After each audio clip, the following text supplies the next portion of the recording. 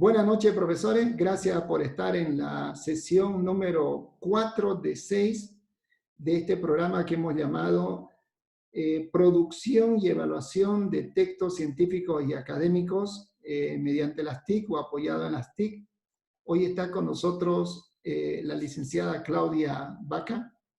Gracias, estimada Claudia, por estar con nosotros. Es un honor tenerla. Le agradezco a nombre de todos los docentes por el tiempo que se ha tomado para preparar esta presentación y hablarnos sobre la tesis. Bueno, no me quiero extender. A partir de este momento la clase es suya. Muchísimas gracias. Le estoy habilitando el micrófono. Deme un minutingo. Perfecto, ya está habilitado. Gracias, Claudia. Perfecto. ¿Y tengo habilitada la opción de compartir pantalla también? En este momento le aviso, deme un minutingo. Sí, correcto, ya está habilitado. Gracias. Buenísimo. Buenas noches a todos los profesores, buenas noches, ingeniero Johnny. Bueno, para mí es siempre una alegría poder compartir lo que voy aprendiendo en el camino de la vida a través de las instancias académicas, compartirlo con mi país, con mi gente, con personas además que me han formado y me han acompañado con toda la paciencia y la empatía y el cariño a lo largo de mi carrera, ¿no? Por ejemplo, la profesora María Pía, la profesora Ana María Gotré, la profesora Claudia Boules, que han sido las más cercanas en todo caso dentro de mi proceso de formación como filóloga y luego en mis viajes para hacer diplomados por aquí y por allá. Yo diría que soy de esta generación que tiene todas las posibilidades en el computador y si uno sabe dónde buscar, va a encontrar, ¿no?, esas opciones. Entonces, la idea es aprovechar de compartirlas ahora a través de esta instancia que es la tecnología. Y lo que yo les he preparado es un poco una presentación en torno a la tesis de investigación científica. Si la pueden ver ya ahí. Sí, perfectamente. Sí, perfecto. Excelente. Entonces, vamos a hablar un poco de la tesis de investigación científica y voy a empezar con esta frase del capo. ¿Podría pedir ¿Sí? que pueda ampliar la presentación? Hacerla... Ah, claro que sí, claro que sí. Perfecto, ¿ahora sí? Ahora sí, sí, perfecto. Súper. Bueno, ahí les puse mi correo por si después quieren escribirme para que les mande unos libros en PDF a los cuales voy a ir haciendo referencia durante la sesión de hoy. Les estaba mencionando que decidí abrir este curso, esta charla, esta introducción a lo que es la tesis, con esta frase del gran Karl Popper, que ha escrito libros valiosísimos en torno a la epistemología, a la ciencia, y ha hecho muchas reflexiones sobre qué es ciencia y qué no es ciencia. Y sus libros ustedes los pueden encontrar online, los pueden comprar también impreso. Tengo dos de ellos que son los que más he utilizado en mi proceso de formación y también se los puedo compartir. Él dice ahí, ya lo habrán leído, ¿no? Nuestro conocimiento es necesariamente finito, mientras que nuestra ignorancia es necesariamente infinita. Yo creo que ese principio es básico para emprender cualquier proceso de aprendizaje en la vida, porque eso le da a uno la tranquilidad y a la vez la humildad para asumir el proceso. Entonces, y el humor, ahora vamos con el humor. Este es un cómic que a mí me encanta muchísimo y que hace referencia al proceso de escribir. Entonces, ahí está el cómic. Amor de mi vida, lo nuestro fue muy hermoso, pero tal vez no supimos comprendernos bien a fondo. Amor, lo nuestro fue hermoso, pero creo que no supimos comprendernos bien. Y fíjense las expresiones del personaje. Cariño, la nuestra fue una experiencia positiva, pese a que en muchas cosas no congeniáramos. Querido Rolando, seamos honestos y admitamos que nunca nos entendimos, que nunca me entendiste. Rolando, jamás en tu vida intentaste entender ni a mí, ni a nadie, ni, ahí tienen al personaje, a Dios gusano. Fin de la historia. El proceso de investigar, de aprender, de buscar el conocimiento es un poco como ese ejercicio tan sencillo que está reflejado en ese cómic, de escribir una sencilla carta y buscar la mejor manera de decir algo que a uno le está pasando. En el proceso de la tesis estamos hablando de este intento de buscar algunas respuestas a aquellas inquietudes y dudas que tenemos. Entonces, en función a lo que viene a ser la tesis científica y a este sentido del humor planteado, es que yo les propongo este índice con 8 puntitos en los cuales vamos a abordar la definición de la tesis, unas precisiones en el caso de tesis de licenciatura, cuáles son las características, la maestría y doctorado, los propósitos, los enfoques para investigar, el ámbito de circulación y géneros discursivos, quién escribe y para quién, diferenciaciones formales y de contenido, a las partes generales de una tesis, y vamos a hacer énfasis a lo largo de esta reunión en la aproximación a las características del planteamiento del problema y la justificación, la búsqueda de la escritura y validación de información, fuentes y referencias, la redacción y rúbricas durante el proceso, características generales, y bueno, 7 claves de éxito posiblemente de una tesis, ¿no? Entonces vámonos con el objetivo de hoy. Tenemos el objetivo en esta sesión de presentar lo que ya les mencionaba antes, exponer las aproximaciones al planteamiento del problema, y en el planteamiento del problema yo me voy a quedar ahí ahondando en lo que es la etapa de búsqueda y la etapa de la escritura. Y ahí voy a hacer referencia a las pautas de bioética y protocolos de investigación científica, las referencias de búsqueda en buscadores y plataformas científicas de investigación. Entonces yo desde ya los invito a que tengan abierta su ventanita de Google Chrome, de modo que conforme yo les voy lanzando en las diapositivas algunos links, ustedes ya los puedan abrir y puedan ya entrar después, los tengan sobre la marcha, y más adelante crearse ustedes sus propios perfiles como académicos, como docentes, porque en Bolivia tenemos muchísima calidad docente que no están circulando en los equipos de investigación científica de primer nivel, de no sé qué, pero que están produciendo. Y el tema es que hay que mejorar la circulación de lo que se está produciendo. Entonces, ¿eso cómo se hace? A través de la creación de un perfil en las plataformas científicas de investigación. Uno puede crear el perfil como académico docente, como académico investigador, o como investigador de alguna institución que se dedica solamente a la investigación. Entonces, desde ya los invito a que tengan abierta esa otra ventanita en su pantalla para poder acercarnos. Ahora, la definición de tesis, esto yo lo adapté del libro de Buter, 2019, páginas 55 y 56, y lo adapté para lograr definir lo que es una tesis en licenciatura, en maestría y doctorado. Y lo que ven ustedes resaltado, ahí quiero que nos enfoquemos. En el caso de la tesis de grado para obtener una licencia, ya quiero mi licencia para medicina, mi licencia en ingeniería civil, mi licencia en ingeniería de sistemas, mi licencia en filología, etcétera, para obtener una licencia. Bueno, etimológicamente ahí tienen la palabra de dónde proviene, del griego tesis, que significa establecimiento, proposición, colocación. Esto decía la profesora Claudia Boules hace 2 días, cuando hablaba del ensayo. Un poco ella se refería a que uno empieza un ensayo con una tesis.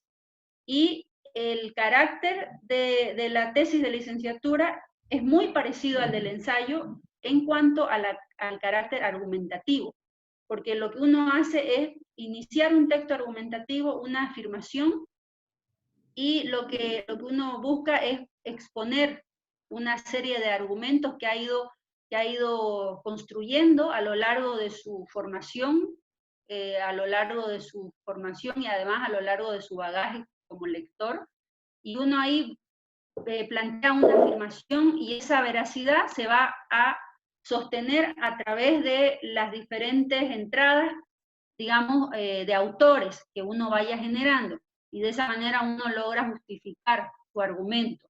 Entonces, ese es lo característico en la tesis de licenciatura. En la maestría, lo característico es el bagaje experimental y de lecturas, por supuesto. ¿A qué me refiero con el bagaje experimental? Me refiero a que uno, cuando llega a la etapa de hacer una maestría, uno ya tiene cierta experiencia en un área del conocimiento. Si uno obtuvo, por ejemplo, su licenciatura en filología y después hizo una especialidad de diplomado en gestión sociocultural, y trabajó mucho como profesor, como animador de lectura o con bibliotecas, entonces lo más probable es que la maestría va a tener alguna relación con el ámbito de la educación, la cultura, la lectura. Entonces uno ya tiene un bagaje y uno postula a becas, etc. En mi caso, yo toda mi carrera de posgrado la he hecho a partir de becas, porque no hay otra, ¿no? Mi realidad socioeconómica me impide acceder a o sea, pagarme yo el proceso de posgrado. Entonces, la ventaja de acceder en este formato es que uno aprende a sistematizar sus propios procesos de lectura y de aprendizaje. Cuando uno llega a la maestría ya uno tiene sistematizado, es decir, con su diario de lecturas, un diario de lecturas, un diario de apuntes que uno va manejando, uno reúne ahí ese bagaje y luego con todo eso uno empieza a generar hipótesis o supuestos. Y luego, cuando ya entra el proceso formativo, empieza uno a relacionarse de manera más profunda con los elementos metodológicos que vienen a ser los instrumentos cualitativos o cuantitativos que deberán atravesar por un proceso de validación de jueces expertos. En el caso de la maestría que yo hice en Santiago de Chile, que concluí el 2018, mis jueces expertos eran del Comité de Investigación del Área de Ciencias Sociales de Alemania, que me daba la beca, y de la Universidad Alberto Hurtado de Chile, donde estaba haciendo la maestría. Entonces yo generé los instrumentos, generé el proyecto primero, y luego ellos iban revisando. También hay casos de maestrías que son netamente profesionalizantes, es decir, que no pretenden que su profesional, su magíster, genere un conocimiento o un concepto nuevo, sino que lo que buscan es profundizar sobre una determinada rama de la disciplina, del árbol disciplinario en el que se maneja ese profesional. Hay maestrías que son de ese tipo también. La que yo hice es más de carácter investigativo y exige que se generen nuevas categorías conceptuales. Entonces, y eso atraviesa diferentes procesos de validación. Hay que generar muestras, pasar también por una serie de filtros, los documentos que uno va generando, las entrevistas que se hacen, ya sea electrónicas, grabadas, las preguntas que se hacen primero tienen que pasar por un equipo de jueces expertos, por el comité interno de bioética de la institución, por el comité que existe en la misma UNESCO, y bueno, estos comités lo que hacen básicamente es resguardar la seguridad de las personas que participan del proceso y la seriedad y por lo tanto la veracidad de la información que se va a generar, porque luego esto pasa por una etapa de patentes, ¿no? Patentar el conocimiento básicamente. Bueno, en la etapa de doctorado a nivel de procesos de bioética es muy parecida a la de la maestría. Aquí lo que cambia es que en la maestría uno expresa el documento escrito a través de un texto argumentativo que se va conformando desde los conocimientos y el bagaje experimental. En el doctorado uno ya se enfoca en generar una teoría fundamentada. Trabaja uno con las teorías fundamentadas y para ser aceptado en un doctorado, porque hay un proceso de postulación que tiene plazo, hay un proceso de preaceptación donde uno tiene que asistir a una entrevista y después de esa entrevista le piden a uno algún par de ajustes en el anteproyecto de investigación doctoral con el cual uno se ha postulado. Entonces uno hace los ajustes, pasa el siguiente filtro, recién ahí le dicen aceptado en la Corte 2019, que es en la que yo entré. Entonces, cuando uno ya pasa a esa etapa, uno empieza ya a interactuar con otros profesionales, otros expertos de otras disciplinas. Hay doctorados que son profesionalizantes también, es decir, que solo se dedican a que los doctorantes de la cohorte trabajen entre profesionales de la misma área, abogados en derecho tributario, expertos en derecho, doctorandos en derecho tributario, solo personas que han trabajado en la línea. Eso es profesionalizante y tiene una finalidad pragmática, concreta. En el caso del doctorado interdisciplinario, que es el que yo hago, donde somos 6 en mi cohorte, suelen ser pocos alumnos además,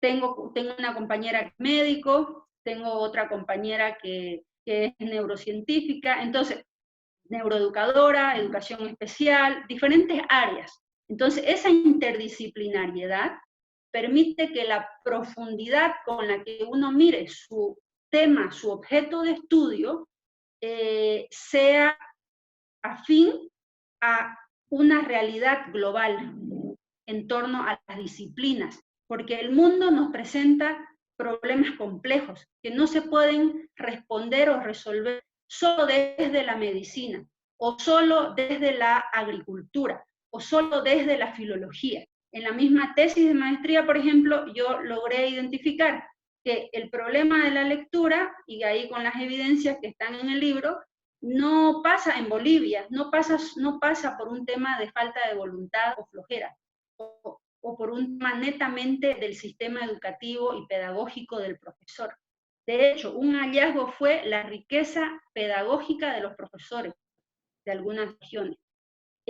¿Cuál es el punto flaco? En el caso boliviano, para ser concreta, el punto flaco de por qué los niveles de lectura son, digamos, precarios, porque hay un nivel de desnutrición hasta los 7 años altísimo en Bolivia. Entonces no se logra desarrollar los neurotransmisores necesarios para que un ser humano alcance la plenitud del desarrollo neurocognitivo, que va a ser su herramienta principal para poder después procesar información. Información de un libro, información de la vida, tomar decisiones, etc. Y eso además está ya probado por muchos investigadores. Entonces, fíjense cómo en las 3 definiciones que yo les planteo, y me extiendo un poco aquí, ¿por qué? Porque me parece muy importante que como profesores de universidad nos quede clara esta diferenciación para saber qué pedir, en qué grado y qué no pedir. Porque a veces en el caso de las licenciaturas, no se les da las herramientas metodológicas suficientes a los estudiantes y se les pide, sin embargo, una tesis que es casi una de maestría. Entonces, ahí hay que hacer una revisión de las mismas mallas curriculares. Estos aspectos son de carácter también administrativo, que uno como profesor puede ir incorporando algunos aportes.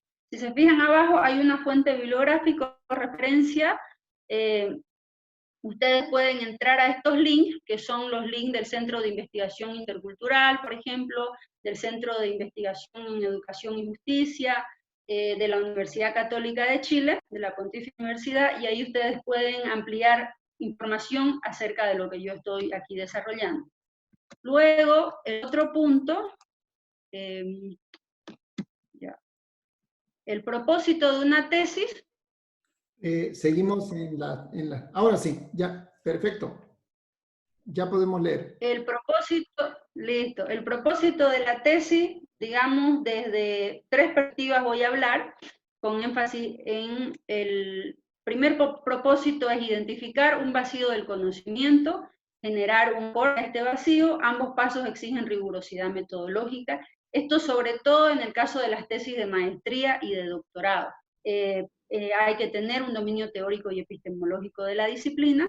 Ahorita que aparece la palabra epistemológico, la epísteme viene a ser en palabras sencillas, o tratando de explicarlo de manera sencilla, la forma en la que alguien ve algo, una realidad, la mirada de alguien, la perspectiva desde donde se mira algo.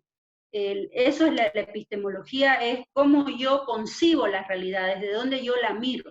Entonces, estos enfoques y estos dominios epistemológico, uno los logra resolver después de haber leído mucho sobre teoría de la ciencia, mucha filosofía, por supuesto, y uno, en la medida que se va acercando más y más a la escuela disciplinaria, se va dando cuenta de las barreras epistemológicas que a veces hay en ciertos temas que queremos investigar, porque no hay suficiente teoría generada para mirar esa realidad. Entonces ahí eso uno cuando está haciendo doctorado uno lo ve como un nicho, es decir, un lugar, un vacío donde uno puede generar un aporte. Luego, el otro propósito es innovar y sistematizar. Esto de sistematizar vale mucho aquí para el caso de las tesis de licenciatura. En las tesis de licenciatura lo que se busca es eso, el estudiante tendría que al final de su proceso lograr tener claridad conceptual, organizar de manera coherente todo lo aprendido y generar algún proceso, algún documento donde demuestre ese dominio, donde pueda además servir ese documento para que otra persona que quiera acercarse a la disciplina lo pueda consultar. Lo que se busca a nivel de doctorado en una tesis es responder a desafíos globales de la disciplina en la que se investiga. Uno para eso tiene que atravesar un proceso de búsqueda y de reflexión constante de la realidad global en la que se vive. Esto se resuelve a través de la investigación y argumentación sistemática, que está validada internacionalmente, como lo dije antes, por los comités de bioética en sus instrumentos, marco teórico, metodológico y epistemológico. Debe haber una coherencia entre estos tres marcos. No puede uno querer hacer una reflexión hermenéutica y de pronto aparecer con un análisis cuantitativo de la cantidad de palabras que dijo mi entrevistado. Entonces, ahí hay un error de coherencia metodológica y teórica, en todo caso. Es un ejemplo lo que acabo de dar. El otro propósito es explicar de manera rigurosa y documentada un fenómeno determinado en la disciplina correspondiente. De esta manera, la tesis es un trabajo en el que se interpreta o genera conocimiento auténtico. Hay dos enfoques para abordar una tesis. El cuantitativo, cuyo objetivo principal, primero el cualitativo, perdón. El cualitativo, este enfoque, fíjense, yo resalté algunas palabras. Este enfoque lo que hace es analizar y mirar y se mueve en torno a los significados que hay sobre un determinado fenómeno.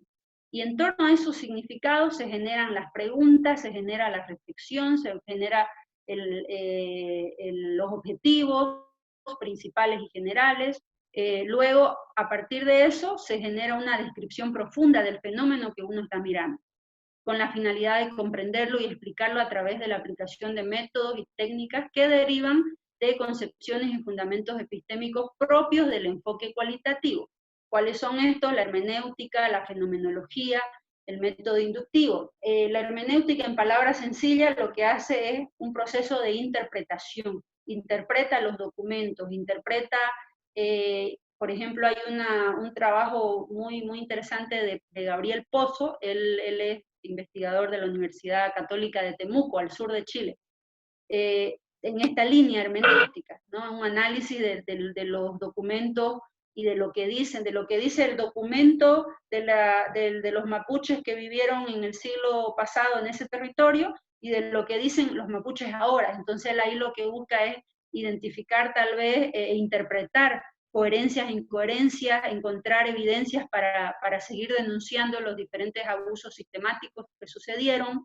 Hay estudios, por ejemplo, en temas de historia súper interesantes sobre la dictadura en Bolivia, en Chile, en América Latina en general, y que se hacen desde un enfoque hermenéutico. Lo fenomenológico se enfoca principalmente en este abordaje de vaciarse de los prejuicios que uno tiene en relación a un tema de estudio o a una realidad determinada, y lo que busca es develar lo que está pasando. Por ejemplo, ¿qué está pasando con los niños que no tienen acceso al Internet en ciertas zonas rurales del mundo, en esta contingencia actual del COVID-19? ¿Qué está pasando ahí? ¿Qué fenómenos educativos, fenómenos de salud, diferentes fenómenos podemos observar? Yo lo que busco es, a través de diferentes significados que voy generando, busco analizar y mirar eso. Y luego el método inductivo, y aquí me faltó poner lo sociocrítico. La mirada sociocrítica también es una escuela que está dentro de la epistemología. Ahí les menciono algunas de las disciplinas a las cuales este enfoque tiene su aplicación. El enfoque cuantitativo lo que busca es medir. Lo que busca es medir determinada realidad, determinado fenómeno. Por ejemplo, yo quiero saber cuántas veces al día lee un padre de familia de los 1000 hogares que existen en Santa Cruz de la Sierra, en la zona del Plan 3000. Supongamos que quiero saber eso. Yo voy a generar un test para saber si los padres de familia de niños en edad parvularia, es decir, de 0 a 8 o a 7 años, en todo caso, leen. ¿Cuántas veces al día leen? Y eso a mí me va a generar luego una estadística, y yo esa estadística la tengo que procesar y analizar, utilizando diferentes software. En el caso cuantitativo se usa mucho el SPSS y el RStudio. En el caso cualitativo, el RStudio permite hacer análisis cualitativo, pero no se lo usa mucho. Lo usamos, en todo caso, usamos más el NVivo, que genera unas gráficas que luego les voy a mostrar. Igual en el enfoque cuantitativo, después de que yo hice todo mi vaciado, todo mi levantamiento de información y luego vacié esa información al software y el software me generó los gráficos, yo necesito hacer uso del procesamiento, análisis e interpretación de esos datos. Es decir, volvemos a lo hermenéutico. Entonces volvemos al método inductivo e incluso a lo sociocrítico. Entonces aquí ya quiero pasar a este punto, que cuando uno llega a una etapa de investigación y se da cuenta de que hay fenómenos que no se pueden mirar solo desde un enfoque y que es necesario mirarlo desde ambos, uno asume los enfoques mixtos en su investigación, que es lo que me está pasando ahora en el doctorado. En el doctorado y en la maestría yo prioricé el enfoque cualitativo. Trabajé con datos cuantitativos, pero no los generé yo ni los recogí yo, sino que apliqué los datos que ya generaban las fuentes oficiales institucionales, CEPAL, UNESCO, INE Bolivia, CERLALC, etc. Y luego hice un análisis, una triangulación de esos datos, o sea, analicé e interpreté esos datos estadísticos. Hasta ahí llegué en la maestría. Y ahora sí estoy generando datos propios, que como les dije antes, atraviesan todo un proceso de validación de jueces expertos internacionales, y además hay que aplicar muestras. Las muestras se aplican en función a si por ejemplo mi test tiene 14 preguntas, yo tengo que aplicar ese test a 140 personas para tener una muestra válida dentro de mi proceso de socialización con los jueces expertos. Cuando hablamos de enfoque mixto, ya estamos hablando de enfoques interdisciplinarios. Y aquí, como les mencionaba antes, estos se llevan adelante desde los institutos de investigación, de las universidades. Cuando uno hace un doctorado a través de becas docentes, como es mi caso, uno lo que hace es compartir su tiempo entre la docencia en la facultad, donde uno está asumiendo la investigación, en mi caso, pedagogía de la literatura y pedagogía del lenguaje son mis dos materias en las que estoy haciendo la docencia, y mientras estoy haciendo ese proceso, digamos, de formar a jóvenes de pregrado, también estoy formándome, sobre todo a nivel metodológico y de procesos de bioética en la investigación, y eso permite también que yo pueda mantener mi actualización en la docencia y en la investigación, y de esa manera también los mismos supervisores del doctorado me van evaluando. Hay comités internacionales y nacionales de investigación científica y tecnológica. En Bolivia lo que tenemos es el Viceministerio de Ciencia y Tecnología, que no asume presupuesto ni inversión a nivel de creación de equipos interdisciplinarios de investigación en universidades. No hay financiamiento significativo. Ahí lo que hace falta crear en ese viceministerio es un Comité Nacional de Ciencia y Tecnología, que permita que, por ejemplo, bolivianos podamos hacer doctorados con procesos de validación internacional y la posibilidad de generar conocimiento que sea aplicable a nivel global, por más que uno esté identificando un lugar, una ciudad, eso es una estrategia para generar el conocimiento. Yo puedo decir, voy a mirar la realidad de San José de Chiquitos, pero el conocimiento que yo estoy generando le puede servir a cualquier otra realidad parecida a San José de Chiquitos, o puede que yo esté reflexionando sobre un concepto que tiene que ver con el patrimonio cultural inmaterial, el patrimonio natural, por ejemplo, y eso va a servir para el conocimiento que hay en torno a las teorías y los marcos jurídicos sobre el patrimonio, ¿no? En el caso de los incendios del año pasado, por ejemplo. ¿A qué quiero llegar con esta referencia, con este ejemplo?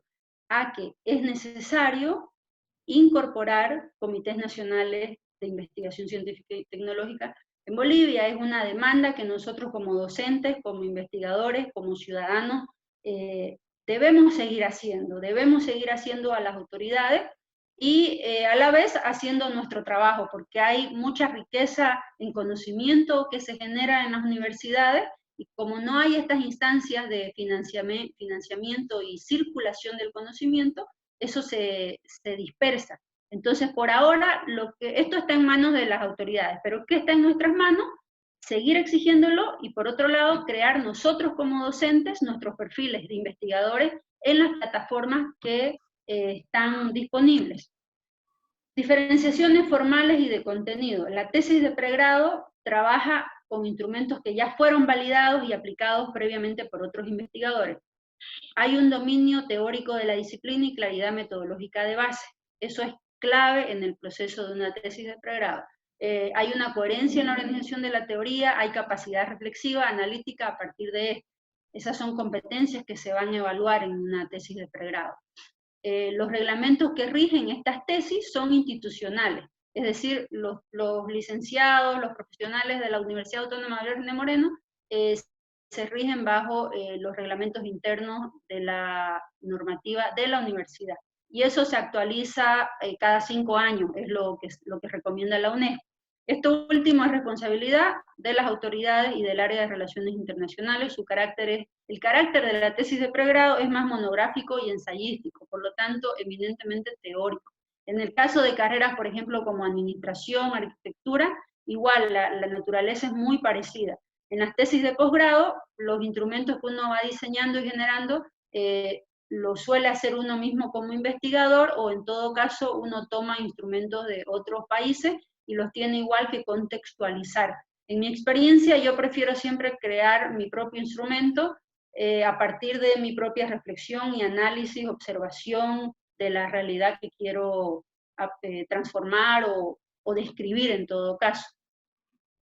Aquí hay un proceso de validación internacional, dominio argumentativo y conceptual epistemológico.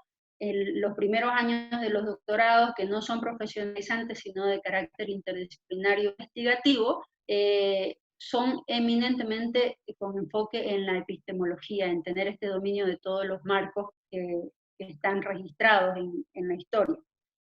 Luego hay una fase interesante en las tesis de posgrado, por ejemplo, porque aquí se responde a reglamentos del Comité de Bioética Internacional y el Comité de Ética Institucional que otorga el grado, el Comité Científico y Tecnológico del país donde se realiza el posgrado, y si es en consorcio significa el doctorado que yo hago, por ejemplo, es un doctorado de consorcio entre 4 universidades de Chile y otras universidades fuera de Chile. Entonces tienen que ponerse de acuerdo esas instituciones para tomar decisiones que luego me van a afectar a mí como doctoranda. Deberá obtener la validación del mismo. Todo este trámite, porque al final lo que yo describo aquí son trámites, que llenar este papel, que llenar este formulario, que hacer que me pongan el sello aquí, acá, allá, y luego recién puedo ir al campo y aplicar. O recién puedo contactar en la etapa 2 a mis posibles validadores y preguntarles si tienen la buena voluntad de acompañarme en este proceso. Todo este trámite, ¿para qué? ¿Y qué es lo que permite? Es resguardar los derechos de propiedad intelectual, autoría y posicionamiento científico del tesista. En mi caso, en la maestría, yo generé el concepto ethos lector, y ese concepto me permitió a mí, que me habiliten para el proceso doctoral en el ámbito interdisciplinario. Y en torno a ese concepto, yo estoy trabajando para generar otros y además contextualizarlos a otras realidades. Entonces, para generar un concepto, no es que uno se sienta y se inspira y escribe el concepto. Ese es un camino que atraviesa procesos metodológicos que tienen que ver con un ejemplito de una matriz que les voy a mostrar luego. Entonces, el carácter de la tesis de posgrado es teórico, pragmático y epistemológico. Esta diferenciación la puse porque me parece que en el caso nuestro en Bolivia sucede mucho, diferenciaciones básicas. Un proyecto o trabajo de grado es un trabajo escrito con el que se soporta un título profesional de 5 años. En Colombia, por ejemplo, en Chile, en Bolivia también. En otras palabras, un proyecto de grado es una creación de alguien que quiere demostrar con ese documento que es un profesional y domina las teorías de su disciplina, ya sea las artes, la arquitectura. El que elige esta opción al momento de asumir la etapa de defensa comprende el porqué y el para qué de su disciplina y está habilitado para contextualizar la realidad nacional, local, internacional, institucional y resolver situaciones reales, partiendo de un diagnóstico de la realidad, por ejemplo, a partir de mi trabajo en una empresa o en una institución educativa, decido un proyecto de grado, entonces voy a hacer todo este proceso y logro responder a una transformación de una realidad concreta. El carácter es más pragmático, a corto plazo, y responde a una situación determinada, sin fines trascendentales que permitan generar nuevo conocimiento. Luego, el ámbito de circulación de este documento, de las tesis científicas, la comunidad científica, jueces expertos, estudiantes interesados en el tema, investigadores del área o la disciplina, y bueno, lectores ávidos que quieran ampliar su conocimiento sobre determinado tema. Yo estoy suscrita en varias revistas científicas que tocan temas que me interesan a mí para saber incluso temas de la vida, ¿no? Cómo cuidar mejor mis pulmones o cómo evitar que me duele la cabeza, de diferentes áreas. Entonces, el ámbito de circulación va de lo más grande hasta lo más mínimo, o sea, uno puede llegar a diferentes lectores, a diferente público. Por supuesto, esto va a exigir que uno en muchos momentos uno publica la tesis, luego la convierte en un ensayo, luego la convierte en un artículo de opinión, donde le dicen que sus 200 páginas las vuelva, digamos, 3.000 caracteres o 2.500, y ahí uno va jugando con la capacidad que uno adquiere a lo largo del camino, leyendo y escribiendo, la capacidad de síntesis. O uno la puede convertir la tesis después en un artículo científico, o mientras hace uno la tesis, elabora un artículo científico que permite una aproximación, digamos, modesta al tema que uno está investigando, o uno puede generar un artículo científico a partir de un trabajo monográfico también. Entonces, el ámbito de circulación en el caso de las tesis es enorme, como tesis es reducido, pero esa tesis convertida en otros géneros permite que uno pueda llegar a mucho público. En los géneros discursivos, aquí tenemos los géneros científicos y los géneros académicos. Cuando estamos hablando de los géneros científicos, creo que van a trabajar el tema del paper, los artículos científicos. Hay una llegada bien precisa, incluso hay veces que uno publica un artículo y a ese artículo solo pueden acceder los que pagan, ¿no? Hay que pagar para poder leer, conocimiento cuesta también. Pero hay otros que están abiertos, ¿no? En el caso de los géneros académicos suelen estar abiertos para que todas las personas que quieran leer el documento completo lo hagan. Todo este proceso inicial tiene que ver con algo que se llama, que la UNESCO y la OCDE denominaron, ahí están los sitios web, alfabetización y géneros discursivos. Entonces, cuando uno empieza a investigar en el mundo de la universidad, uno tiene que ser muy consciente de los distintos niveles de la alfabetización académica, la alfabetización científica, la alfabetización profesional, la alfabetización digital y la tecnológica. Es decir, diferentes códigos. La alfabetización es básicamente eso, conocer un código Yo conozco el alfabeto y ese alfabeto combino letras y armo palabras y después párrafos, etc. En las disciplinas y en las distintas áreas de la vida, o sea, todos aquí en algún área de la vida somos analfabetos porque desconocemos ciertos códigos. Pero en el ámbito de la elaboración de tesis y de la docencia es importante que tengamos estos niveles de alfabetización, tal vez no dominarlos todos, pero sí tener una noción de lo que cada uno implica. Luego, bueno, ¿qué son las comunidades discursivas que provienen de estos mundos de la alfabetización? Ahí yo resalté 6 elementos, que son las comunidades discursivas tienen metas públicas ampliamente compartidas, una comunidad científica, por ejemplo, de doctores, médicos, expertos en neuroeducación o neurolingüística, o médicos expertos en pediatría, cardiología, neurología, traumatología, etc. Manejan sus propios códigos, su propio léxico. Lo mismo pasa acá. Cuando uno entra en el mundo de la investigación científica, uno tiene que aprender muchas veces los códigos de otros para poder acercarse a una información que puede servirnos en nuestro objeto de estudio y en nuestro proceso de análisis. Sobre todo los que trabajamos como docentes, en mi caso que hago el doctorado en educación y lecturas, la educación es para todo, entonces necesito tener una cercanía con diferentes códigos, diferentes disciplinas. Hay mecanismos de intercomunicación entre los miembros, mecanismos de participación, información y feedback. Por ejemplo, aquí somos una comunidad discursiva, porque estamos hablando y manejando códigos del mundo de la academia, del mundo de la docencia, de la educación, del proceso universitario en general. Uno o más géneros en el desarrollo comunicativo de sus objetivos pueden haber, hay un vocabulario específico que manejamos, hay diferentes formas de ingresar, grado apropiado de expertise discursiva, y eso ya, por eso a uno le van dando un grado después, otro grado, etcétera, ¿no? Luego, las partes generales, y aquí lo que yo hice fue hacer referencia a este formato, que es del repositorio institucional CONICET, de investigación científica, de este año, y lo que hace este formato es ordenar un poco cuáles son las partes generales de la tesis, ¿no? Entonces tenemos acá, me fui creo, ¿no? Sí, tenemos acá el índice de contenido, las dedicatorias, los agradecimientos, el resumen, el índice de contenido. Aquí, por ejemplo, en este índice de contenido, yo puedo aumentar tablas, figuras, introducción general, y ahora vamos a enfatizar en los antecedentes y fundamentación teórica, en el planteamiento del problema, los objetivos generales y la justificación.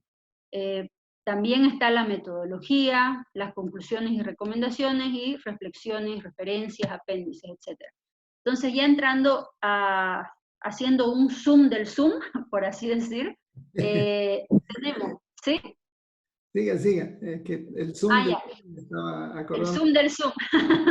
Eso, entonces aquí tenemos el planteamiento del problema. El planteamiento del problema me permite hacer el despliegue coherente. Si yo enfoco mi energía y mi atención en el planteamiento del problema, ya en el proceso de elaboración, de escritura, de redacción, lo comparto, se lo pongo a una persona, a otra, escucho opiniones.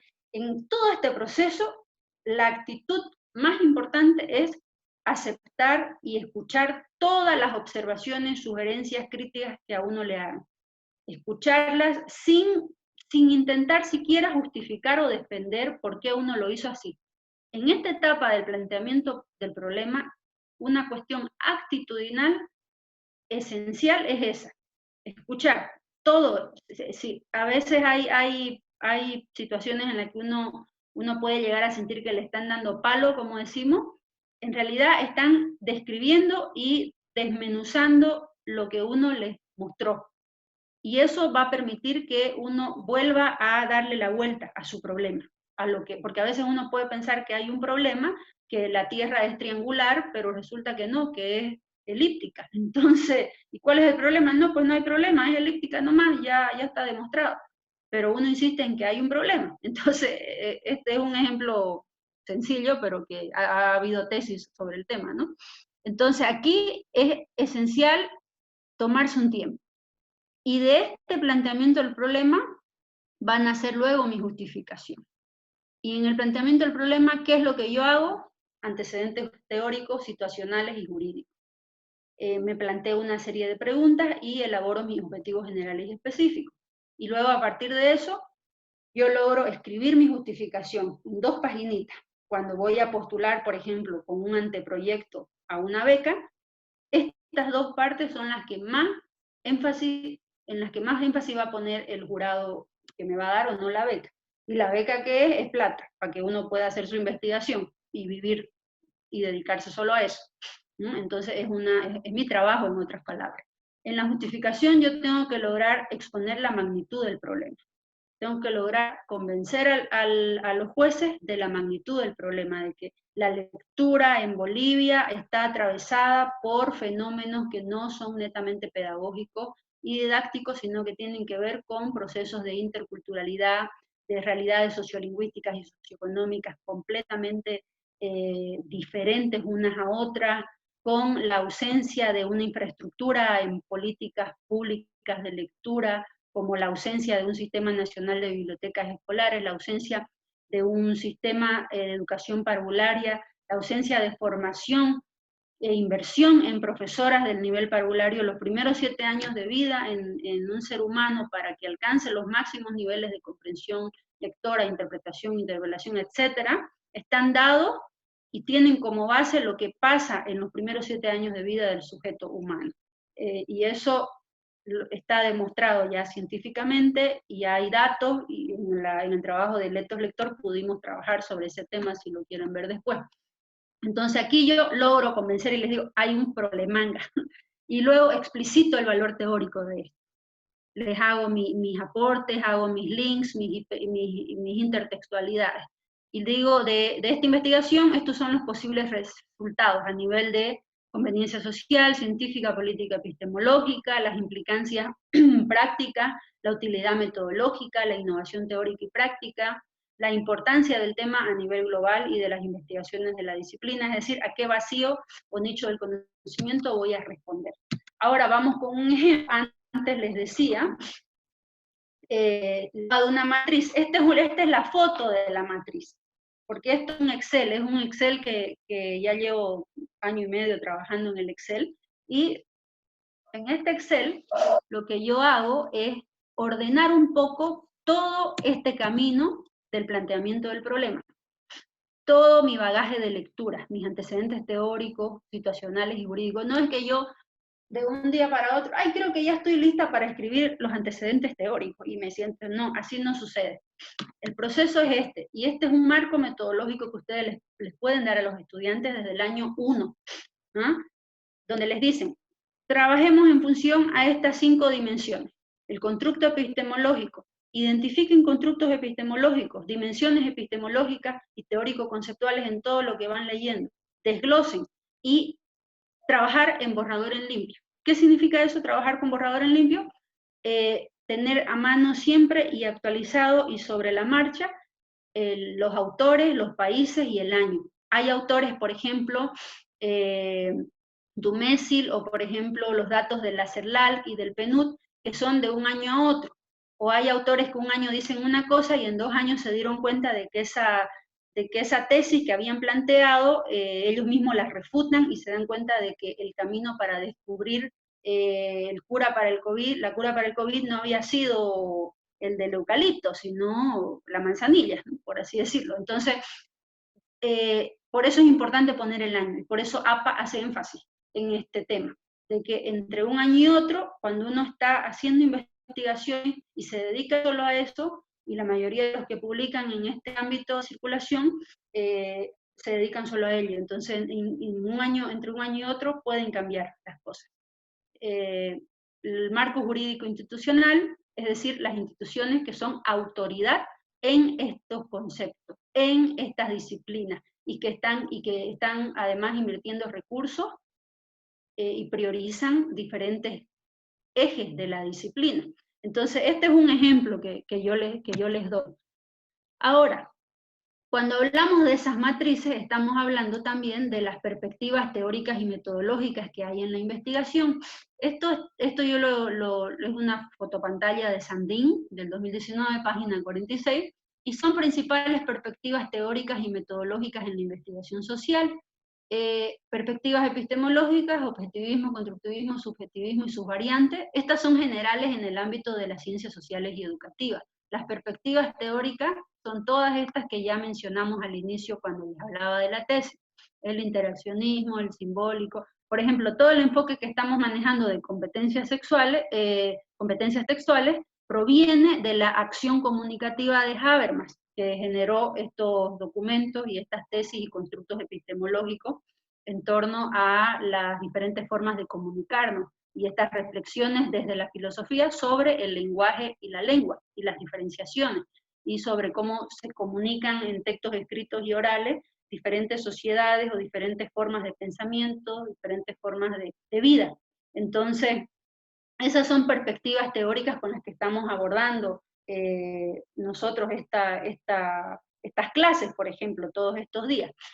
En cada perspectiva teórica hay diferentes métodos. Hay los que yo les hablaba antes de la coherencia. Entonces, estos libros, como el de Sandin, me permiten a mí como profesor acompañar a mi estudiante en su proceso de formación, dándole este tipo de secuencia en el proceso de sus lecturas, para que cuando tengan que escribir el marco teórico, situacional y jurídico, que es el que está en el cuadro anterior que les mostré, no sé por qué, a veces se me cuelga esto, y ya. En este cuadro ellos lo van a poder construir de alguna manera a partir de una especie de lectura sobre Sandin y otros autores más. Entonces este cuadro ustedes lo pueden utilizar como guía para trabajar con sus estudiantes en diferentes disciplinas. Todo este proceso nos va a llevar a buscar, y nuestra cabeza más o menos que está así cuando empezamos el camino. Hay una serie de conectores y relaciones que se generan. Aquí voy a enfatizar en 3 niveles del proceso de búsqueda y validación de información que es clave para poder construir un marco teórico, metodológico y epistemológico, y además para poder redactar el planteamiento del problema y la justificación con la mejor claridad posible. Y vuelvo a insistir, cuando estamos en cada etapa, siempre borrador en limpio.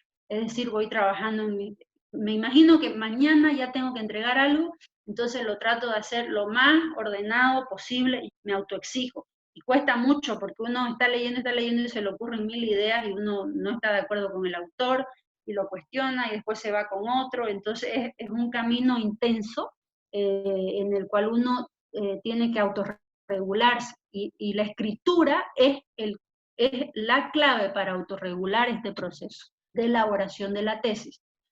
Lo primero, buscar frentes de investigación. ¿Qué significa esto? Buscar temas internacionales. Todo tema local es un tema internacional, porque lo que está localizado en Santo Corazón, de allá de Chiquitos, por ejemplo, lo que está pasando en Santo Corazón también puede que esté pasando en otro lugar del mundo. Y ahí cuando uno hace la búsqueda internacional, uno encuentra estos nexos y estas similitudes, y entonces uno puede encontrar colaboradores. Hay que tener un manejo de fuentes de citación, especialmente Web of Science, WOS, en el caso latinoamericano, Latindex. Si bien Latindex no tiene el peso, digamos, institucional y esto porque a los investigadores de la región todavía no tienen la valoración y el respeto que se merecen a nivel internacional, esto pasa por temas políticos, pero hay información valiosísima en Latindex, que se publica en Latindex. Luego la búsqueda de artículos citados, los llamados hot papers, los más leídos y los más citados en Scopus, y aquí yo les hablaba antes de los perfiles, para que se creen sus perfiles, me refería a estos. Scopus, Google Scholar, ResearchGate y Academic son algunas de las plataformas digitales de investigación validadas internacionalmente que a ustedes les permiten encontrar información. Crearse sistemas de alerta. Por ejemplo, la mayoría de nosotros usa Gmail. El Gmail, cuando uno ya está inscrito con Gmail, uno tiene en Google, uno puede crear su perfil y crearse alertas de Google Académico. Y esas alertas van a llegar al correo. ¿Qué son las alertas? El programa busca por uno. No es que uno tiene que estar 8 o 20 horas sentado buscando y escribiendo lo que quiere encontrar. Si yo quiero saber, si yo estoy investigando o enseñando, o quiero saber más por lo que está pasando, lo último en cómo cuidar mi sistema nervioso, o en cómo corregir textos, lo que sea, cualquiera sea su disciplina, o cómo evitar que le salgan pulgas a mi perro, o cómo mejorar la producción de papayas, etc. Yo creo alertas en el sistema. Pongo investigaciones sobre la papaya, o investigaciones sobre el COVID-19 de las mejores escuelas de medicina, o lo último en corrección textual, etc. Yo pongo el comando, la frase clave, y el sistema me va a generar alertas y me van a llegar artículos cada 2 días. Yo doy la orden de cada cuánto quiero que me llegue también, y de esa manera yo no tengo que estar horas y horas en la máquina, sino que ya leo lo que me va llegando. Luego, el otro punto, colaborar con el centro de la red. Es decir, pensar en que lo que yo estoy haciendo aquí como profesor de la universidad lo está haciendo otro profesor en Helsinki, en Tamera, en Oxford, en Concepción, en Santa Fe, en Buenos Aires, en Córdoba, en Colombia, etcétera, en diferentes lugares, diferentes universidades. Entonces yo empiezo, cuando creo mi perfil, empiezo a conectar con esa red, y empiezo a darme cuenta de que el derecho tributario en Colombia, Bolivia y Argentina es casi el mismo, el código no se ha actualizado desde hace 20 años, o todo lo contrario. Entonces empiezo a ampliar mi campo, y eso me va a permitir ampliar también mi dominio sobre el problema, el objeto de estudio. Porque si algo hay que tener en etapas de posgrado, sobre todo, es dominio conceptual, y demostrarle a los jueces que yo investigué todos los frentes, y me di cuenta de que hay un vacío. Porque los jueces son expertos, y si yo llego a una etapa de suficiencia investigativa doctoral, e incluso de maestría final, eso pasa a finales del segundo año, y me hacen una pregunta y resulta que la respuesta que yo doy es insuficiente y demuestra que yo no leí suficiente, no busqué lo suficiente, y que yo estoy queriendo plantear un problema que ya no es un problema porque hace un año atrás lo resolvieron, entonces se cae toda mi investigación en posgrado. En el caso de la licenciatura de pregrado, no va a pasar eso, no se cae, porque ahí yo delimito, se va a estudiar o se va a describir la historia de las carreras de humanidades en Santa Cruz de la Sierra en los últimos 30 años, cuál ha sido su evolución y la cantidad de profesionales, etcétera. Supongamos, esa puede ser una tesis de pregrado. Entonces yo estoy delimitando, y lo que tengo que hacer es investigar directamente con fuentes cercanas.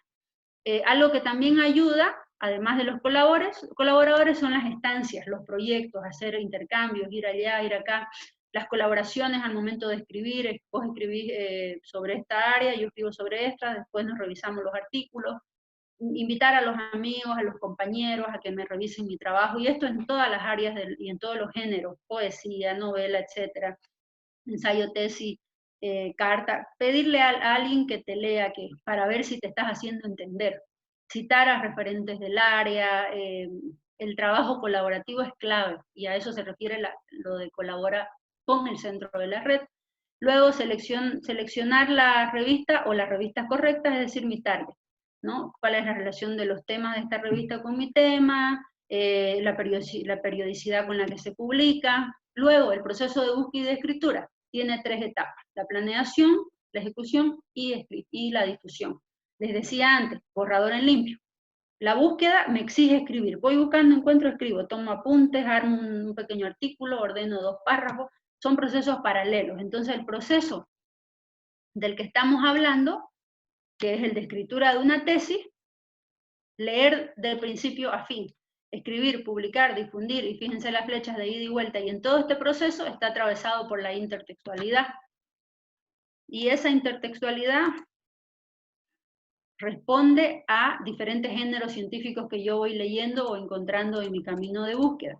Yo puedo encontrarme con ponencias, con revisiones bibliográficas, con monografías, con póster, con conferencias, con tesinas, con estudios de caso, con artículos de investigación y armar mi tesis con todos esos géneros discursivos diferentes.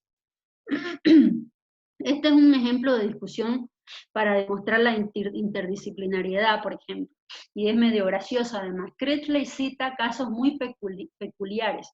Un paciente creía que el hemicuerpo izquierdo paralizado era de una mujer y tenía sensaciones eróticas con ella. Otro, a semejanza del caso de Postle, creía que su pierna era del paciente de la cama contigua. En nuestro caso, la paciente creyó que su brazo izquierdo pertenecía a una hija, una amiga, un nieto y finalmente un gato. Esto es un fragmento de actas de psiquiatría que a mí me interesa mucho siempre leer ese tipo de documentos también. Y hace referencia y hace link con un texto que se llama El hombre que se cayó de la cama, que es un capítulo interesante que deja abiertas muchas incógnitas en el área de las neurociencias, texto literario. Por ejemplo, el cómo se llevan a cabo los procesos de autorreconocimiento en el cerebro, igual cómo es posible que no se reconozca a uno mismo o a su propio cuerpo.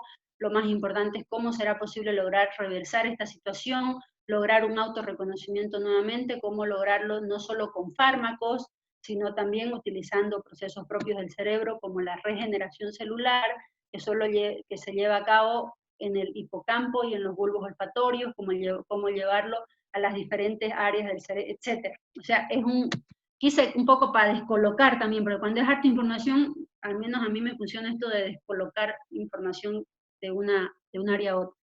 Esta es una pequeña guía para que ustedes realicen referencias al momento de redactar la tesis. En el link pueden encontrar la original, yo hice una adaptación.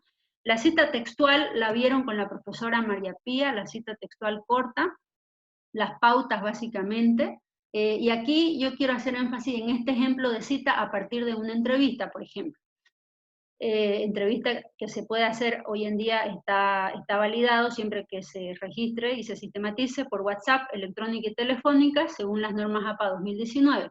Esto, por ejemplo, es un fragmento de una entrevista electrónica que yo hice a Marcelo Araúz el 9 de marzo de 2018. Y luego, ¿cómo hilvano yo? Fíjense, se cita así, M. Araúz en entrevista electrónica 9 de marzo de 2018. Eso es lo que indica APA. La cita, como tiene más de 40 palabras, doble sangría, y ese es el formato, en cursiva.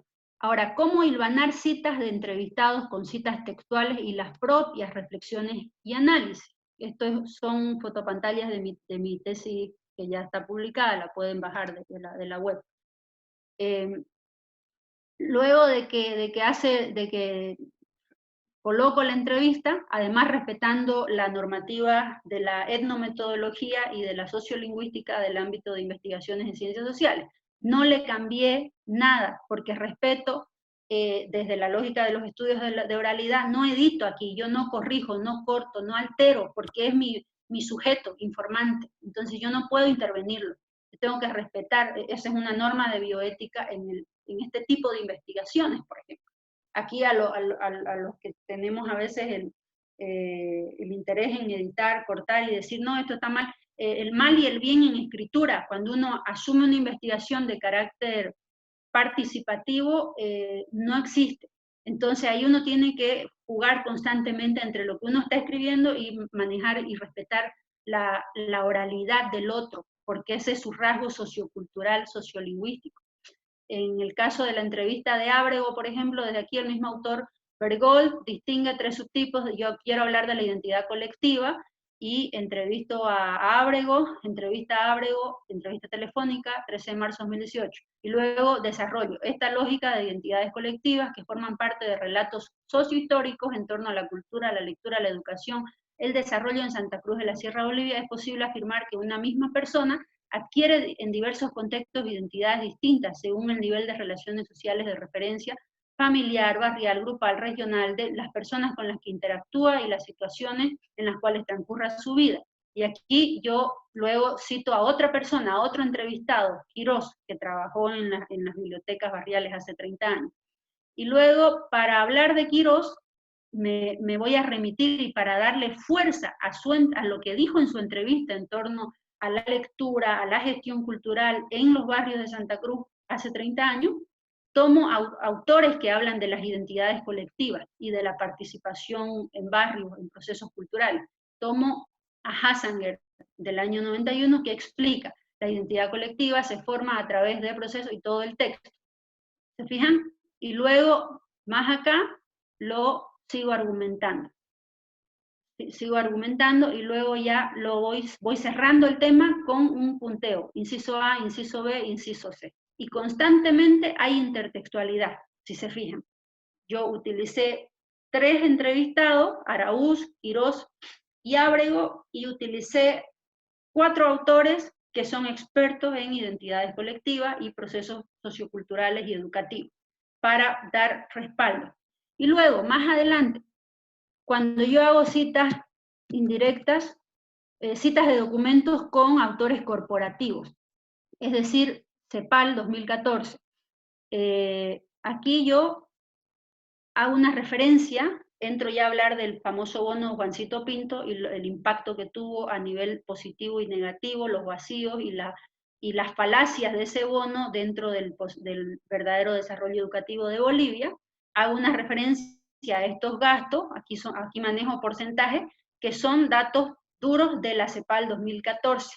Y luego esos datos los relaciono directamente con una respuesta que dio el ministro Roberto Aguilar el año 2007 en relación a la ausencia de profesores en las zonas rurales y a los retos que tienen sobre los establecimientos educativos, retos de ítems y retos de infraestructura también, y la necesidad de resolver estos vacíos todavía.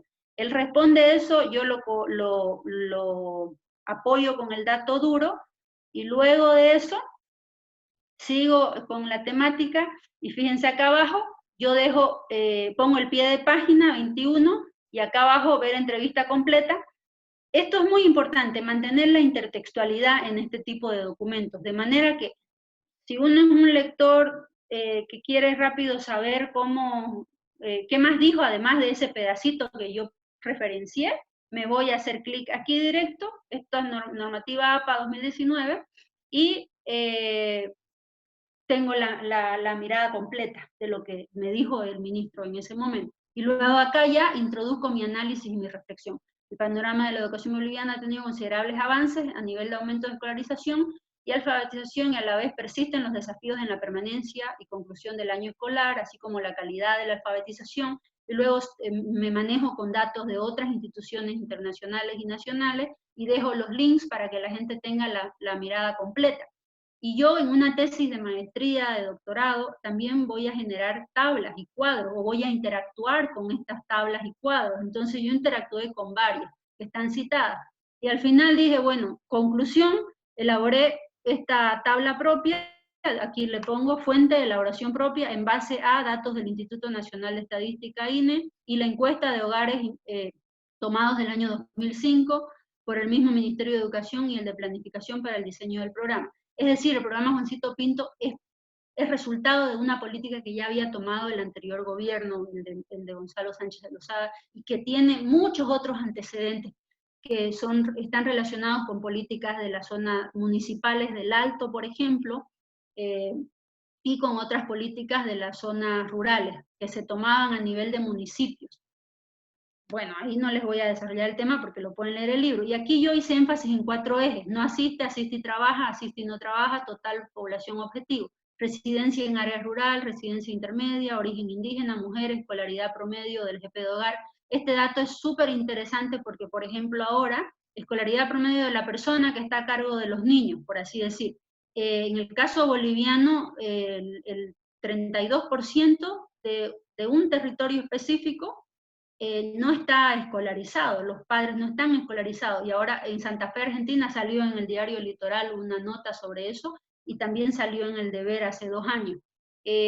Los padres ante el COVID, imagínense, los chicos tienen tarea y los papás tampoco saben leer y escribir, entonces, ¿qué hacen esos chicos? Entonces, esas son realidades que están dadas y uno las encuentra con datos estadísticos, y a partir de esto uno sigue generando su reflexión, su análisis, su fundamentación, su argumentación, hasta lograr comprobar o refutar la hipótesis con la que uno abrió la investigación, o simplemente cerrar todo el proceso. Aquí nos vamos a quedar ahora la otra parte que tiene que ver sobre todo con la formalización de los procesos metodológicos e instrumentos, la vamos a trabajar en las próximas sesiones. Aquí les dejo los links para que ustedes creen sus perfiles como docentes académicos e investigadores. Yo sé que algunos han escrito artículos de investigación, artículos de reflexión. Empiecen a socializarlos y a compartirlos en estas redes, y ahí me van a encontrar y van a encontrar a otros colegas. Y eso nos va a permitir también ampliar nuestro ámbito de circulación como docentes y académicos.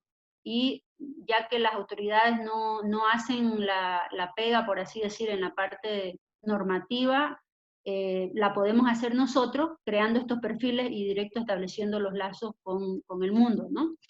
Eso sería. Muchas gracias por la atención.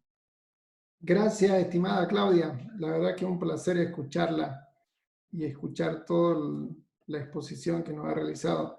Voy a darle la palabra al ingeniero Contreras. En este momento estoy abriendo el micrófono. Ingeniero Contreras, vamos a estar grabando hasta las 1:30, y una vez tengamos las 1:30 soltamos los micrófonos para que podamos continuar. No se preocupe que hay muchas preguntas, pero las podemos ir respondiendo en la siguiente sesión. Ok, sí, hay bastantes preguntas, entonces vamos comenzando. En una tesis, ¿cuál es la diferencia entre la dimensión ontológica, epistemológica y metodológica, y en cuál de estos queda el planteamiento del problema? Perdón, Claudia apagó su micrófono. Un minuto, ahora le enciendo. No se preocupe. En este minuto le estoy encendiendo. ¡Listo! Listo, perfecto. Lo ontológico se refiere al ser, a la persona. Yo como Claudia, usted como Juan, Johnny, nosotros tenemos una posición ontológica ante el mundo. Lo ontológico se refiere al ser, a la persona. Lo epistemológico se refiere a la disciplina. Aquí yo estoy basándome en los aportes de Palma, Pardo y Sandín, y los aportes del mismo Popper. Entonces, lo que vendría a ser lo ontológico es eso, cómo yo, como persona, concibo el ser. Y lo epistemológico es la disciplina. ¿Desde qué epistemología yo voy a observar esta realidad, este problema? En el planteamiento del problema, estas reflexiones empiezan a salir, y es ahí donde yo debo empezar a hacer mis lecturas. Lecturas, por ejemplo, de la ciencia epistemológica de Palma y Pardo, que tengo el libro en digital, lo puedo compartir después con Johnny, y el que envía todos los correos, junto con esta presentación. Y ahí lo que hay que tener claridad cuando uno trabaja con los estudiantes es darles esas herramientas y esas lecturas. El marco metodológico básicamente es resultado de mi marco epistemológico. Si yo voy a trabajar desde las epistemologías del sur, por ejemplo, de Boaventura de Sousa, que trabaja todo el tema de educación intercultural, la interculturalidad, seguramente mi paradigma, mi posición paradigmática, epistemológica y ontológica se va a relacionar mucho con la mirada sociocrítica, con las escuelas, y ahí bajando después voy a tener las lecturas de Paulo Freire, y seguramente voy a ir a entrevistar a la gente que trabaja en Centroamérica con educación y participación popular. Entonces, hay un diálogo entre estos tres marcos. No sé si logro responder. Y eso se hace en el planteamiento del problema al momento de escribir los antecedentes teóricos, básicamente. Ok, pregunta, ¿su doctorado es transversal por ser interdisciplinario? Sí, es un doctorado de carácter interdisciplinario. Es un doctorado de carácter interdisciplinario, y el objetivo, más allá del dominio de la disciplina, que es un doctorado en educación y lecturas, el dominio y la exigencia tiene que ver mucho con lo epistemológico y lo metodológico, y el proceso que uno atraviesa de lograr que le validen sus instrumentos. Ok. La otra pregunta es, ¿cuál es su opinión respecto a tocar el tema epistemológico a inicios del semestre? Es fundamental hacerlo a inicios de un proceso formativo. De hecho, acá, por ejemplo, donde yo estoy viviendo ahora en Concepción de Chile, en dos cosas hay que hacer en el inicio, en el primer y segundo semestre de una carrera, que lo hacen algunas universidades. Competencias textuales, todas las carreras debieran llevar una materia que se llame competencias textuales, para tener competencias textuales, aprender a escribir, ¿no? El texto, es decir, aprender a comunicar lo que van aprendiendo en su disciplina, ya sea veterinaria, agronomía, derecho, pedagogía, sociología. Entonces, competencias textuales es una, y epistemología, fundamentos de la epistemología o introducción a la epistemología. El doctor, que es mi supervisor del doctorado, el doctor Marcelo Careaga Butler, él es epistemólogo y su línea de investigación en el postdoctorado son las tecnologías. Entonces él como epistemólogo reflexiona sobre lo que está pasando con las tecnologías desde hace 30 años, además lo viene haciendo como investigador. En algún momento va a estar aquí con nosotros. Y él creó un libro que es Aproximaciones a la Epistemología, que se publica este año con la Riedi. Tiene otro que se llama Gestión del Conocimiento y elaboración curricular en el marco tecnológico, que lo pueden encontrar en línea y lo pueden comprar también. Y estos libros responden un poco a esta necesidad de actualizar las currículas y enfatizar en las competencias textuales y lo epistemológico en el proceso de formación desde el pregrado. Ok. Preguntan, ¿cuál es el objetivo del planteamiento de un problema? El objetivo es tener claridad sobre la magnitud del problema que uno ha identificado, por un lado. Por otro lado, saber si el problema realmente es un problema. Porque cuando falta leer y actualizar las lecturas y los datos, uno puede cometer el error de plantearse un problema que en realidad no es un problema. Entonces, es esencial y por eso es la etapa 1. Y por eso, dentro del planteamiento del problema, están los antecedentes teóricos, los antecedentes situacionales, los antecedentes jurídicos. Están preguntas y están los objetivos. Entonces, el planteamiento del problema lo que me permite es orientar el camino de mi investigación, de mi búsqueda del conocimiento. Sin eso, yo me voy a perder en el camino, voy a dispersar esfuerzos y recursos. Eso es. Ok. Preguntan, en una tesis de licenciatura, maestría y doctorado, ¿el enfoque es mixto o no? Se refiere a cualitativo y o cuantitativo. ¿Cómo se llama el programa de análisis cualitativo, por favor? A ver, de nuevo me lee la pregunta, porque hay varias preguntas en una. Consulta, dice, consulta, en una tesis de licenciatura, maestría y doctorado, ¿el enfoque es mixto o no? Cualitativo y o cuantitativo. ¿Cómo se llama el programa de análisis cualitativo, por favor? Ah, ya, bueno, 3 cosas, y eso lo dije al inicio, y me tardé creo que 15 minutos porque desarrollé. Hay una diferencia entre la tesis de licenciatura, la tesis de maestría y la tesis de doctorado, que está en las primeras láminas. En la tesis de licenciatura, mi objetivo gira en torno a la capacidad de reflexionar y analizar lo que ya se ha dicho en mi disciplina. Y lo que yo adquiero ahí y demuestro en la etapa de defensa es un dominio de lo que está dicho en la disciplina, de lo que está validado, de lo que ya existe. Yo tengo un dominio teórico conceptual. Eso es en cuanto a la tesis de licenciatura.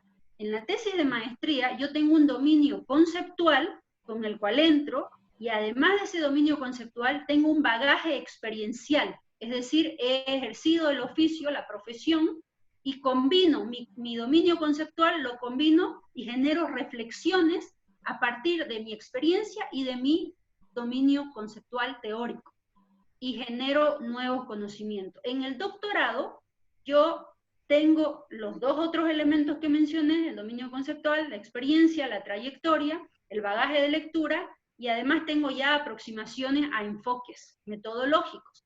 Entonces, en el doctorado ya yo empiezo a ahondar sobre instrumentos de investigación, técnicas de investigación documental, técnicas de investigación etnográfica. Yo empiezo a ahondar en lo metodológico, sobre todo, en el caso del doctorado.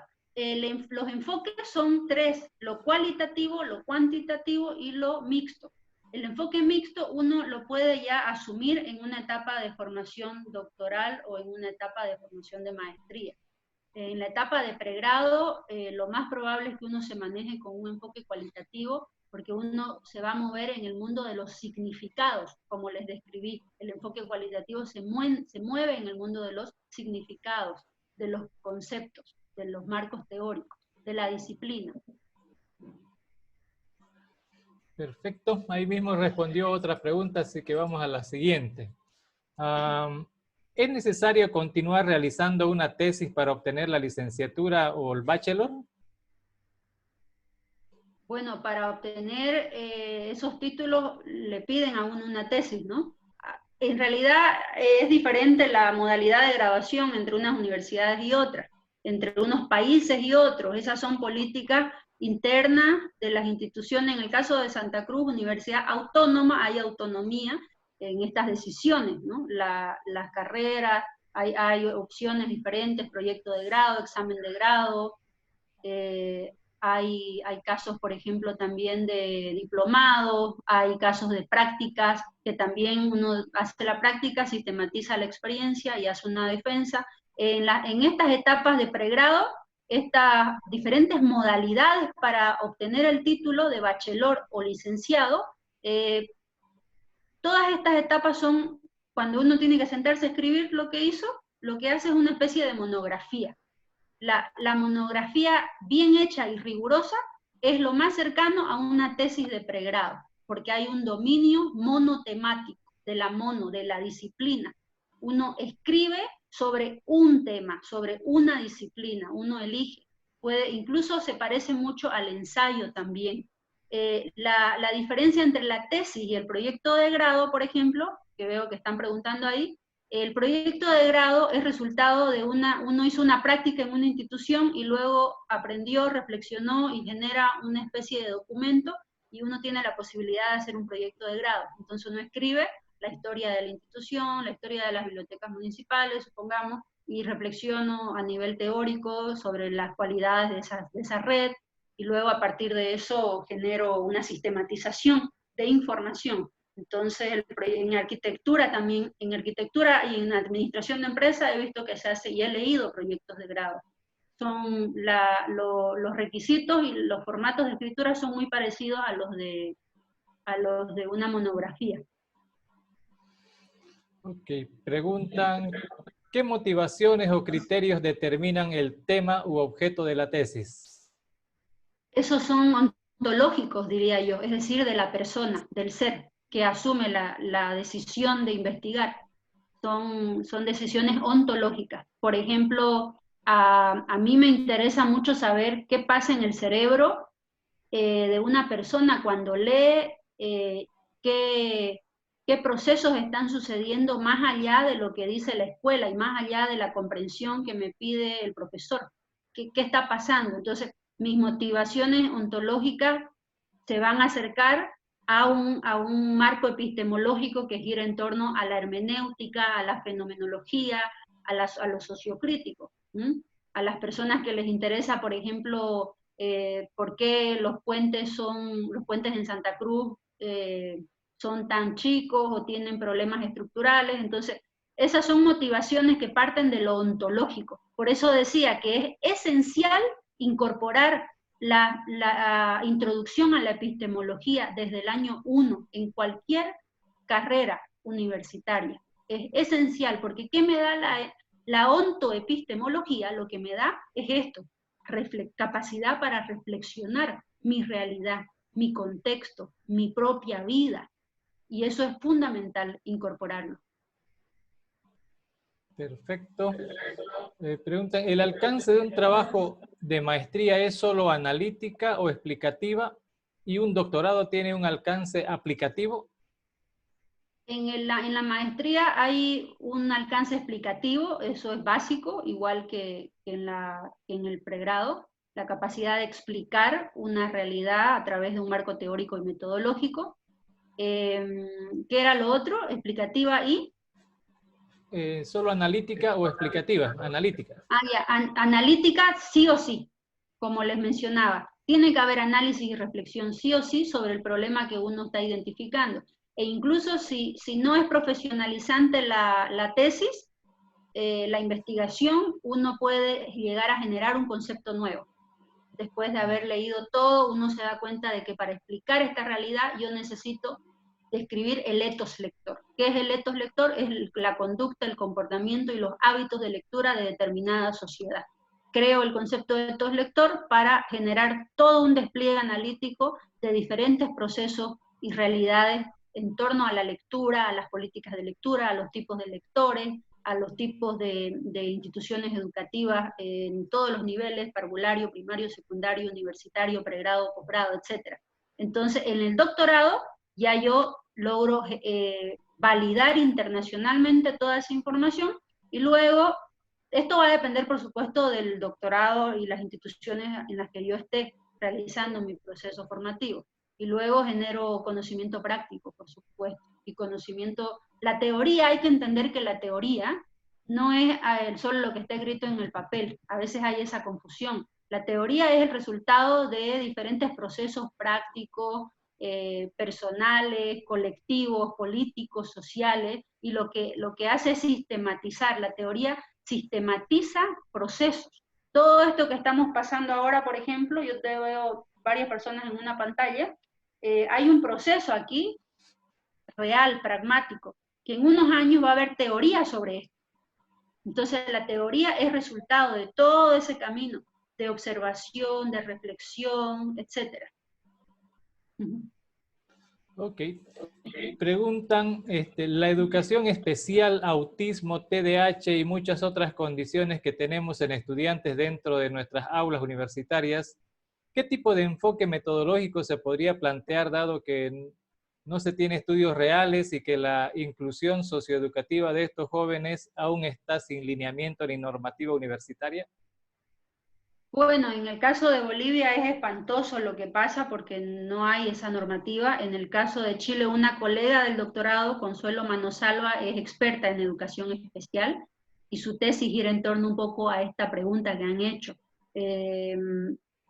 Primero que nada, como no está resuelta esa realidad, pero uno como docente es consciente de que esta persona adquiere los conocimientos y tiene un proceso de aprendizaje desde otras entradas, desde otra postura ontoepistemológica, hay que pedirle material desde lo cualitativo. En el caso, por ejemplo, y ahí es importante que uno como profesor respete también los tiempos y se maneje con documentos más de carácter monográfico y no exija mucho en las etapas metodológicas que pueden llegar a confundir. Entonces, las decisiones tienen diferentes entradas para poder apoyar el proceso de realización profesional y personal del estudiante, ¿no? Y por otro lado, hay un montón de información sobre cada uno de estos casos a nivel global. Investigaciones todos los días se hacen y salen artículos y documentos en torno al autismo, al TDAH, a la esquizofrenia, a la epilepsia, a todos estos casos sale información. Muchos casos de esquizofrenia, por ejemplo, no logran terminar la famosa tesis y se quedan ahí y son seres brillantes, son genios. Casos de epilepsia, igual. Casos de dificultad fonoaudiológica también. Entonces, la diversidad neuroeducativa le llama Stanislas Dehaene, lo pueden leer, El cerebro lector se llama su libro. El cerebro lector de Stanislas Dehaene es un libro espectacular para responder y ahondar sobre esta preocupación de la persona que hizo esta pregunta. Ok. Preguntan, ¿cómo genera alertas en las plataformas de investigación? Yo lo que hago es entrar al Google Scholar y me creo un perfil. Tengo que tener un correo de Gmail y me creo el perfil y ahí mismo en el perfil, una vez ya me creo el perfil, pongo mis líneas de interés y le digo cada semana o cada 15 días o una vez al mes que por favor me lleguen alertas. Ahí yo voy configurando. Es bien sencillito, Google Scholar. Otra plataforma que me genera eso también es el ResearchGate, academia.edu. La academia.edu es súper interesante porque además yo ahí participo con otras comunidades de investigación y ustedes pueden subir sus papers, sus documentos, y no tengan miedo de que esté mal escrito, porque las comunidades discursivas son diferentes, entonces, y lo que más se valora son los aportes y las innovaciones o las particularidades de cada lugar. Desde cada lugar hay particularidades que pasan en Santa Cruz que a alguien de Helsinki le pueden interesar mucho, o a alguien de Italia también. Entonces, créense estos perfiles. Son muy sencillos, academia.edu, ResearchGate, luego el Mendeley también. El Mendeley y el Elsevier son las más, digamos, rigurosas en cuanto a la documentación que publican y que reciben también. Y ahí mismo ustedes van a encontrar listados de revistas más ranqueadas a nivel internacional a las cuales pueden postular. Tal vez en el taller sobre paper, sobre artículos científicos, hablen sobre este tema, y va a ser lindo que ustedes en esa charla ya tengan sus perfiles como docentes y como investigadores, ya los creen de una vez. Ok. Preguntan, a nivel de posgrado, ¿hay casos donde no sea necesario la hipótesis y planteamiento del problema dentro de una estructura de investigación y solo exista hipótesis? Eso ya no sé qué es eso, pues no, ya no es tesis eso. Eso ya, si yo no quiero hacer el planteamiento del problema y demás, entonces ya escribo un ensayo literario que igual me va a exigir rigurosidad metodológica, igual me va a exigir que yo me haga una pregunta. Cuando yo escribo un ensayo, yo quiero responder a algo. Igual, o sea, no hay forma, lo siento mucho, pero el planteamiento del problema es como en la vida, ¿no? Si uno no se plantea ciertos cuestionamientos, digamos, incluso existenciales en la vida, lo más probable es que la vida se lo tome a uno por sorpresa todos los días y uno tenga un poco la vida desordenada. Entonces, el sentido, digamos, práctico y existencial de aprender a investigar y a vivir es eso, que cuando uno se plantea los problemas, empieza a generar reflexiones que impactan incluso la vida personal. Uno empieza a ordenar y a entender cosas que tal vez antes no entendía, y empieza a relacionarse de otro modo con la vida también. Y yo creo que hoy lo que estamos viviendo a nivel mundial como humanidad nos exige plantearnos, nos exige hacer un planteamiento del problema ético, epistémico y ontológico de lo que está pasando con nuestra vida y con el planeta.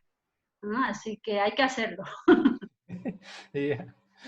Preguntan, si la investigación ya se hizo, pero en otro contexto, ¿puede ser válida volverla a hacer?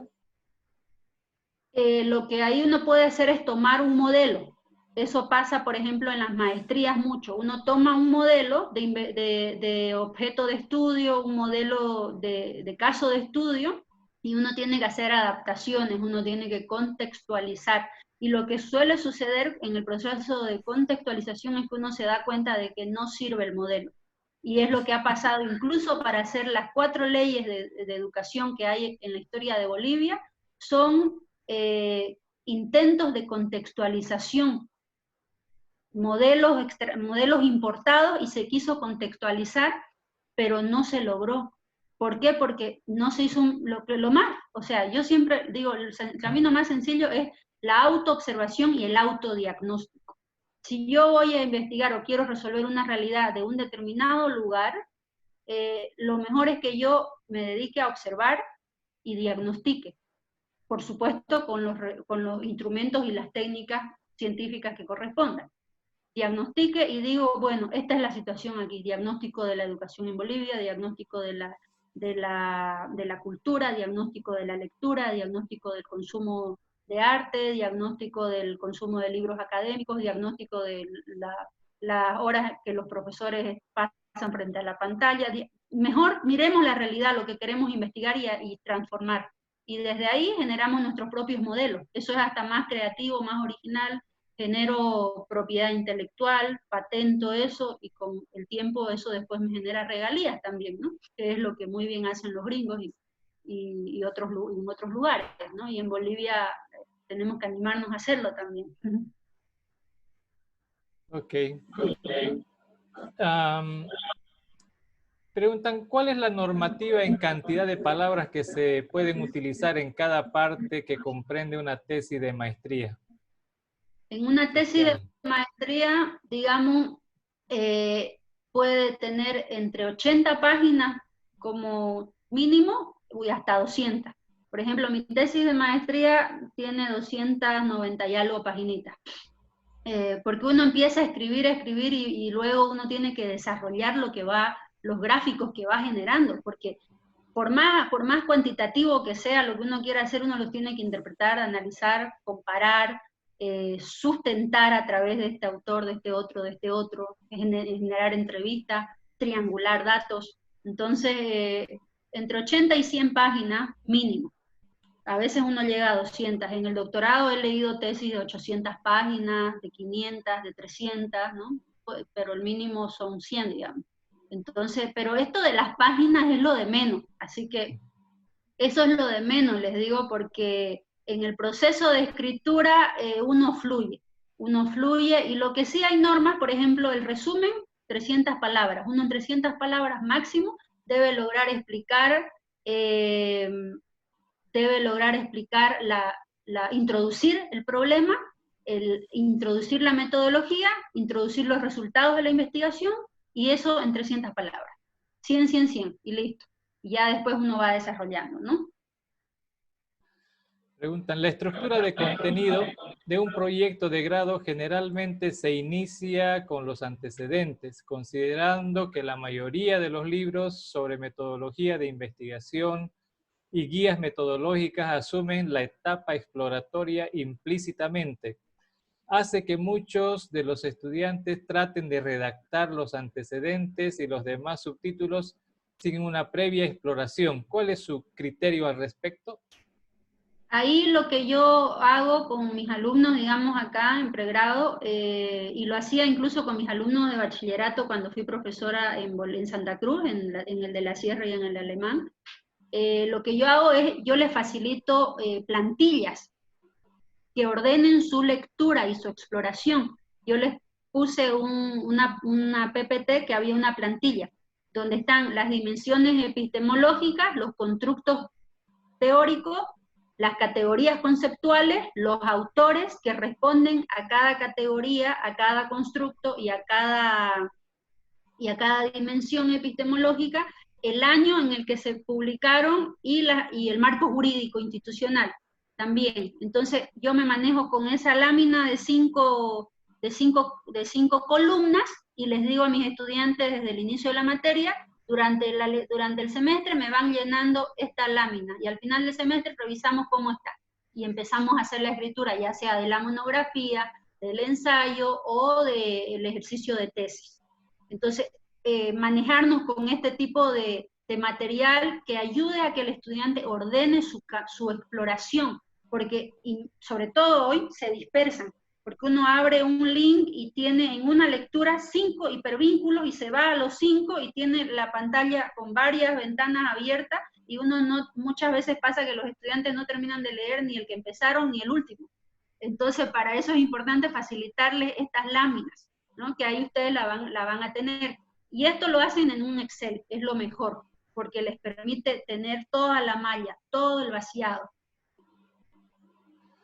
Ok, perfecto. Listo, Johnny. De aquí ya no tomé apuntes del resto porque ahí fue donde habíamos comenzado. Muy bien, excelente, gracias Claudia. En este momento, para aquellos profesores que nos están visitando y no están registrando, no están registrados, estamos procediendo a llevarlo a la sala de espera. Mientras detengo la grabación, muchísimas gracias a todos por su asistencia.